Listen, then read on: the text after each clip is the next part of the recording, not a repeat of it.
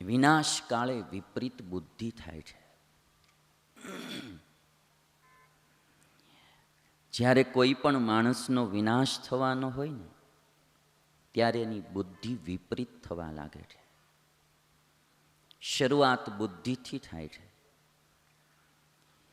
વિદુર નીતિ એમ બોલે કે જ્યારે દેવ કેતા કોઈ ઈશ્વર માણસનો વિનાશ કરવાનો વિચારે ને ત્યારે એની બુદ્ધિને હરી લે છે. એટલે પછી એને નો કરવાના કામ સૂઝે છે. વિદુર નીતિનો શ્લોક છો. યસ્મૈ દેવા પ્રયચ્છન્તિ પુરુષાય પરાભવમ. જેનો પરાભવ થવાનો હોય ને, જેનો વિનાશ થવાનો હોય તો એનું શું થાય? બુદ્ધિમ તસ્યાપકર્ષન્તિ સોવાચીનાનિ પશ્યતિ. ભાઈ, જેનો વિનાશ થવાનો હોય, પરાભવ થવાનો હોય, એની બુદ્ધિને હરી લે છે દેવો.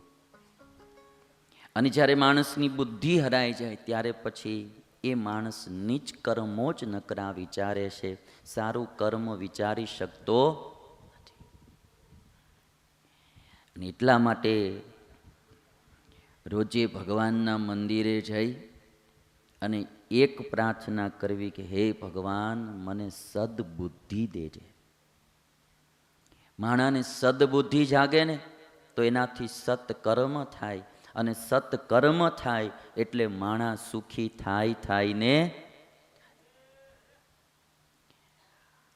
આ લોકના વસ્તુ પદાર્થ તો ઠીક છે, હવે આવે ના આવે એ બહુ માગવા નહીં ભગવાન પાસે, પણ સદબુદ્ધિ જરૂર માગવી. પદાર્થો એની મેળે આવશે. અને એટલા માટે ગાંધીજી તો ગાતા ને કે રઘુપતિ રાઘવ રાજા રામ પતિત પાવન સીતારામ. ઈશ્વર અલ્લાહ તેરો નામ સબકો સન્મતિ દે ભગ. સદમતિ ભગવાન પાસે માગું કે હે ભગવાન, મને સદબુદ્ધિ દેજો. વિદુરજી કહે છે બુદ્ધિ જ્યારે બગડે ને ત્યારે શું થાય? બુદ્ધો કલુષ ભૂતાયામ વિનાશે પ્રત્યુપસ્થિતે અનયો નય સંકાશો હૃદયાત્નાપસરપતિ. ભાઈ, બુદ્ધિ બગડે ને ત્યારે માણસને ન્યાય અન્યાય લાગે અને અન્યાય ન્યાય લાગવા મળે. નીતિ અનીતિ લાગે ને અનીતિ એને નીતિ લાગે. આખી વિપરીત બુદ્ધિ થઈ જાય. અને એના હૃદયમાંથી અન્યાય દૂર થતો જ નથી. જેનો વિનાશ થવાનો હોય એના હૃદયમાંથી અન્યાય દૂર જાતો જ નથી. સેયમ બુદ્ધિ પરિતા તે પુત્રાણામ ભરતર્ષભ પાંડવાનામ વિરોધેન ન ચૈનાનવ બુદ્ધ્યસે.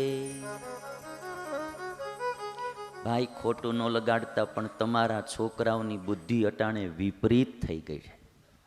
વિદુર બોલે છે સેયમ બુદ્ધિ પરિતા તે પુત્રાણામ ભરતર્ષભ. તમારા દીકરાની બુદ્ધિ અટાણે વિપરીત થઈ ગઈ છે. અને બુદ્ધિ વિપરીત થાય એનું કારણ શું? જ્યારે કોઈ સત્પુરુષ, કોઈ સારા માણસોનો વિરોધ કરે, એનો અપરાધ કરે, એનો દ્રોહ કરે, ત્યારે બુદ્ધિને ભ્રષ્ટ થતા વાર લાગતી. બહુ સરસ લખ્યું, પાંડવાનામ વિરોધેન. પાંડવોના વિરોધ કરવાથી એની બુદ્ધિ નાશ પામે છે. તમે ભાગવતની કથા બી જાણતા હશો કે ભગવાન કૃષ્ણનો પરિવાર તો બહુ મોટો હતો. 16,108 પટરાણીઓ હતી. એને બધીને 10-10 દીકરા હતા. ભગવાનને દીકરાઓનો પરિવાર બહુ મોટો હતો. પણ એમાં એક દીકરો સામ, એને એવી કુમતિ સૂજી અને ગર્ભવતી નારીનો વેશ ધારણ કર્યો. અને પછી બધા જ છોકરાઓ યદુકુળના ઋષિમુનિઓ બેઠા હતા ત્યાં ગયા. આ નારીને છેટી ઊભી રાખી. હતો તો સામ, વેશ ખાલી નારીનો ધારણ કર્યો હતો. અને જઈને પછી એક જણાએ ઋષિઓને કીધું, પેલી નારી પૂછાવે છે કે એને બાળક થશે, દીકરો થશે કે દીકરી થશે? ઋષિઓને તો ખબર હતી કે આ તો પુરુષ છે. અને ઋષિઓએ ત્યારે શ્રાપ દીધો કે એના પેટમાંથી એક લોઢાનું હાંબેલું નીકળશે અને એ તમારા આખા યદુ કુળનો વિનાશ કરશે. તમે આમ જુઓ ને તો આ ભગવાન કૃષ્ણએ જ સંકલ્પ કર્યો હતો કે અસુરોથી રહિત મેં આ ભૂમિ કરી, પણ હવે મારા કુળમાં જે વધેલા અસુરો છે એનો સંહાર કરવો છે.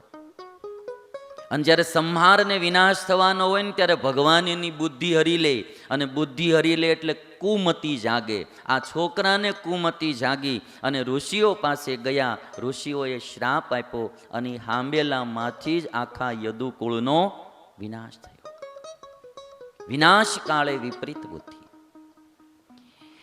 એટલે ભગવાન પાસે બાળક જન્મે ને ગ્રહસ્થોને ત્યાંથી ભગવાન પાસે માગવું, હે ભગવાન, આને ધન તો તારે જેટલું દેવું એટલું દેજે, પણ આ મારા છોકરાને સદબુદ્ધિ દેજે.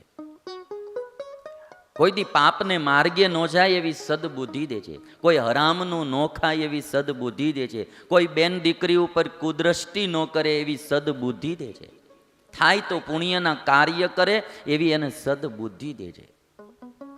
આ દુનિયામાં કંઈ ઝાઝું નથી રહેવાનું. આ તો એક મેળો છે. એક દિવસ અહીંથી બધાને ઉડીને વયું જવાનું છે. જેટલું થાય એટલું સત્કર્મ જીવના કલ્યાણનું કરી લે તો ફરીને જન્મ મરણમાં આવવું ના પડે, અને એના માટે સદબુદ્ધિ જોઈએ. એટલે વિદુરજી કહે છે, ભાઈ, કોઈ સત્પુરુષ, કોઈ સંત, કોઈ ભક્ત, કોઈ સારા માણસનો દ્રોહ કરે ને એમાંથી બુદ્ધિ વિનાશ પામે છે. અને જો ભાઈ સારું કરો ને તો જ સારું થશે. ઘણા કહેતા હોય અમારા જીવનમાં કેમ આમ સારા દિવસો નથી આવતા, ને કેમ નો સારા દિવસો હોય ને તો ભાઈ પહેલાં સારા કામ કરવાનું શરૂ કરી દો, એક દિવસ આવશે. સત્કર્મ શરૂ કરો, ભજન કરો, કોઈને રાજી કરવાનું શરૂ કરો, જરૂર દિવસો બદલશે.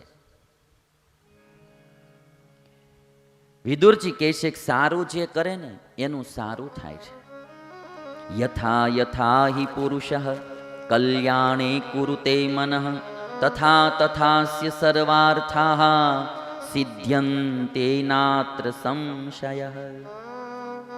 ભાઈ એમાં સંશય નથી. માણસ સારા કર્મો શરૂ કરે એટલે એનું ભલું થાય ને થાય. અને એટલા માટે કોઈએ કીધું છે કે શરૂઆત સત્યથી કરવી.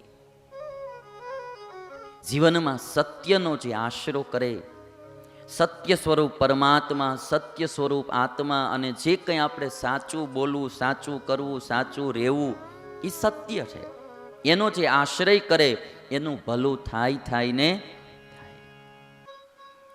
શરૂઆત સુખી થવું હોય ને તો શરૂઆત સત્કર્મથી કરો. આજે અમારી એક ભાઈ આવ્યા હતા, બહુ દૂરથી દર્શન કરવા જ આવ્યા હતા. મને કે સ્વામી, જ્યારથી તમારી કથા સાંભળવાનું શરૂ કર્યું ને ત્યારથી દુકાનમાં ખોટું કામ કરવાનું બધું બંધ કરી દીધું છે. કે જરા જે આઘું પાછું કરતા હોય ને બધા, એટલે એ બધું કે બંધ કરી દીધું. કે